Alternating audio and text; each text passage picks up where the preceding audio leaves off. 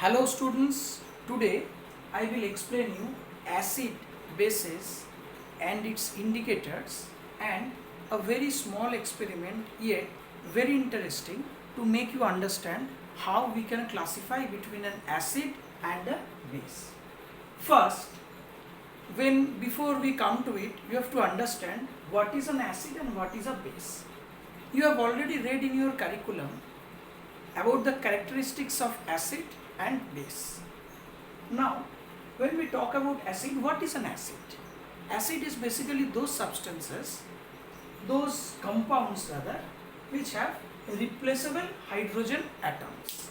Means any compound which in their aqueous solution can give H plus ion can be termed as an acid.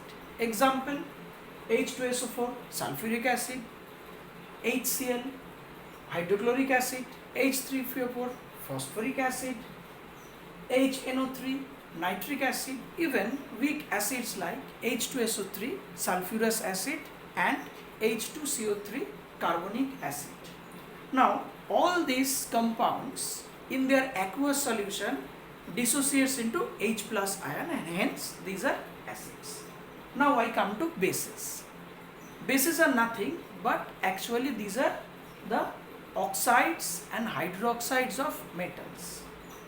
Any metal which have OH group, OH radical attached to it can be termed as an bases. Can be termed as base. So bases are oxides and hydroxides of metals having O and OH group attached to it. Example, sodium hydroxide NaOH, magnesium hydroxide MgOH2, KOH, potassium hydroxides, calcium hydroxide COH2, lot many examples are there, and also the oxides group attached to the metals. So we had a very short understanding of what is acid and what is a base. The characteristic you all know, it's given in the book. Now I come to indicator. What is an indicator? An indicator are those substances which identifies whether a substance is an acid or the substance is a base. Now how it identifies? It identifies with the help of color change. It changes the color and it tells us whether it is the substance added to this indicator is acidic or basic. Now, some of the very commonly used indicators in our laboratory are phenolphthalein, methyl orange and litmus paper. Litmus paper is a very famous indicator. What litmus paper does? In acidic medium, the color of litmus paper turns red, and in basic medium, the color of litmus paper turns blue. So whenever litmus paper turns red, we can say this is an acid, or whenever the litmus paper turns blue, we can say that is a base. Similarly, methyl orange. Methyl orange in acidic medium, the color is pink, and in basic medium, the color is yellow. Also, phenolphthalein in acidic medium, the color of phenolphthalein is no color, means colorless, and in basic medium, phenolphthalein gives a pinkish appearance. So whenever phenolphthalein gets pink, we can identify that the substance is a base. Now students, very interesting thing is that we have learnt about acids and bases in our curriculum and in our books, but in our daily life, at our home, every day we use a number of acids and bases. What are those? For example, tomato, we eat is a salad, that is oxalic acid. We use vinegar, that is acetic acid. We take curds every day, curd is lactic acid. We use lemons, lemon is citric acid. And also we use tamarind is tartaric acid. Even the bite of a bee or a bite of an ant after the bite of a bee or a bite of an ant, we feel the pain. Why it happens? That is due to formic acid within their mouth. So these are the acids. What are the very commonly used bases that we use at our home? These are toothpaste, these are detergent, these are normal soaps, these are lime water, this can be baking soda, a number of things. Now, with the help of a very commonly used indicator available at home, I will show you a very interesting yet a very small experiment by which, sitting at home, you can identify between an acid and a base. For that, I have taken turmeric powder, you see turmeric powder, and a piece of lemon. These two I have stolen from my kitchen, and along with it I have taken detergent solution through which we wash our clothes every day. So let us do this experiment and see how the color changes. First, what I will do, I am adding this turmeric into this bowl.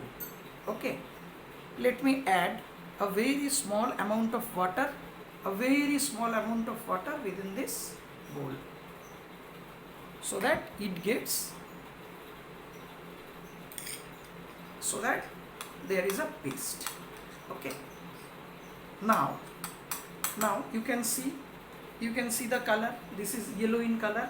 Now what I will do, I will add this detergent powder to it.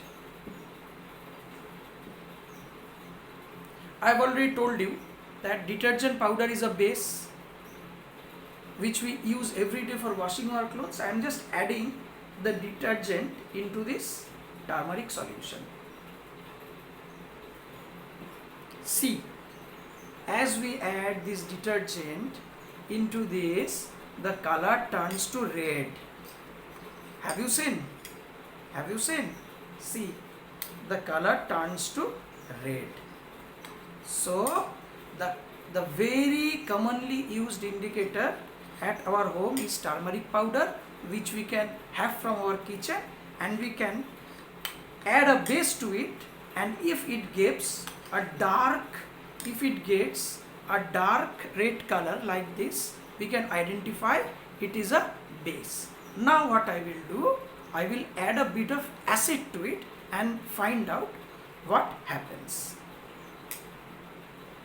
Now I have this lemon, and I will try to put this.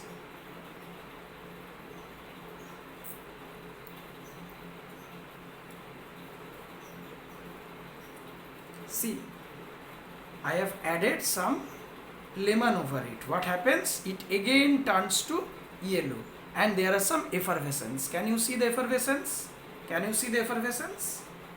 So there are some effervescence, and the color again changes from dark red to yellow. Now, why it happens? Now I am explaining why this color again changed to yellow. This reaction is called neutralization reaction. Now, what is a neutralization reaction? Neutralization reaction is those reaction where an acid reacts with base to form a salt and water. You can see a salt and water.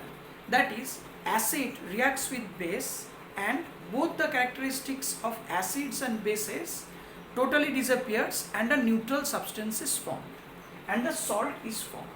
I give you an example. Suppose HCl is an acid. HCl reacts with a strong base NaOH to form NaCl plus H2O. Have you seen this reaction? This is an acid that reacts with a base to form salt and water. This is common salt, sodium chloride. Similarly, we can have a number of reactions like this. What happens is that, I told you, in acid, what happens? They have replaceable hydrogen atoms. These hydrogen atoms goes and adds here H plus atom, and this OH group from the base goes and adds here.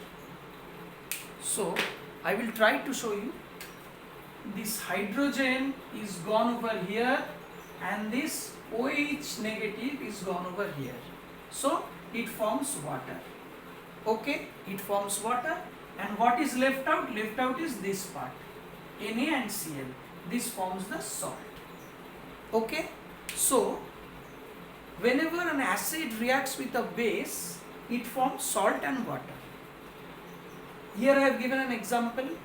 HCl reacts with NaOH to form NaCl plus H2.